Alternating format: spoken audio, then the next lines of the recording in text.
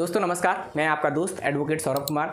इस वीडियो में हम लोग अनुसूचित जाति एवं अनुसूचित जनजाति अत्याचार निवारण अधिनियम के अंतर्गत धारा 1 के बारे में जानेंगे कि आखिरकार इस अधिनियम की पहली धारा में क्या बताया गया है।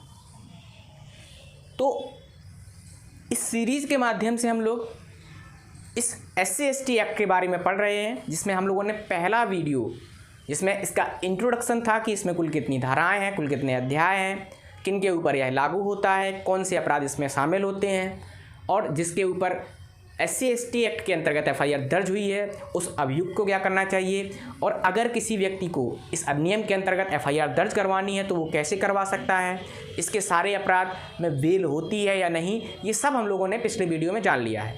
इस वीडियो में हम लोग पहली धारा के बारे में जानेंगे।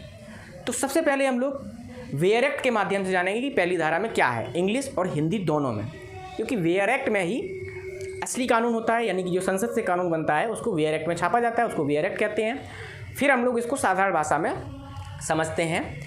तो वेयर एक्ट में धारा 1 में बताया गया है, अध्याय 1 प्रारंभिक, संक्षिप्त नाम, विस्तार और प्रारंभिक। धारा 1, इस अधिनियम का संक्षिप्त नाम अनुसूचित जाति और अनुसूचित जनजाति अत्याचार निवारण अधिनियम 1989 होगा। दूसरा, इसका विस्तार संपूर्ण भारत पर है।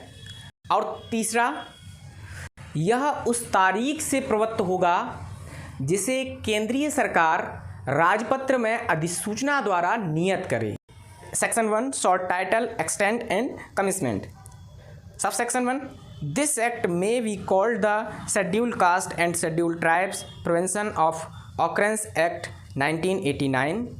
Subsection 2, it extends to the whole of India.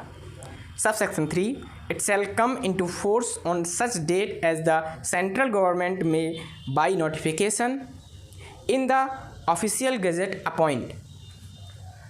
तो इसकी पहली धारा के अंतर्गत प्रमुख रूप से 3 चीज़ें हम लोगों को पता चलती हैं।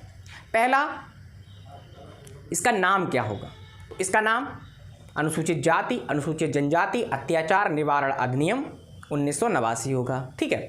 दूसरी चीज़ हम लोगों को पता चलती है कि इसका विस्तार कहाँ पर होगा। तो इसके विस्तार के बारे में बताया गया कि पूरे भारत में, पहले क्या था, ये जम्मू कश्मीर राज्य में लागू नहीं हुआ करता था, लेकिन 2019 में 31/10/2019 में जैसे ही धारा 370 में परिवर्तन हुआ वैसे ही यह जम्मू कश्मीर राज्य में भी लागू हो गया। तो इस तरह से ये पूरे भारत में लागू है SC/ST एक्ट। ठीक है। और तीसरी चीज़, ये लागू कब से हुआ। 1989 जो इस एक्ट के नाम में ही आता है उसके हिसाब से 1989 में इसका इनेक्टमेंट हुआ। तो ये लागू कब हुआ, इसके लागू होने की तारीख है 30 जनवरी सन 1990। ये पूरे भारत में 30 जनवरी सन 1990 से प्रारंभ हो गया, लागू हो गया। इस तरीके से इस अधिनियम की पहली धारा में 3 चीज़ें ही हम लोगों को पता चली हैं। इसके बाद हम लोग अगले सेक्शन में जानते हैं कि इस अधिनियम की अगली धाराओं में क्या है। तब तक के लिए अपना ख्याल रखें। धन्यवाद। जय हिंद।